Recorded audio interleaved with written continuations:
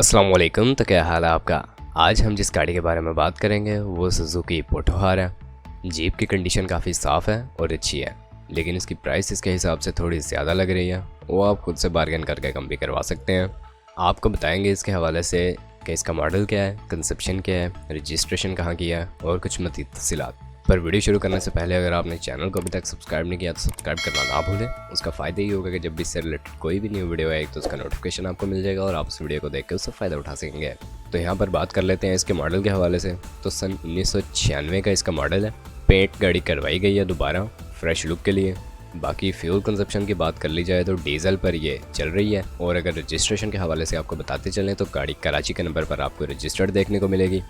Condition इसकी काफ़ी new जैसी है, लेकिन ऑब्वियसली है तो ये यूज्ड है। कराची रजिस्टर्ड ये कार है।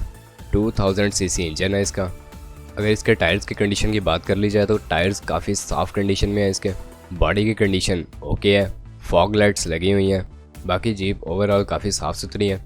अगर इसकी प्राइस के हवाले से आपको बताते चलें तो इसकी जो डिमांड की जा रही है यहाँ पर वो 12,50,000 रुपये की है, जो कि थोड़ी ज़्यादा लग रही है इसके हिसाब से।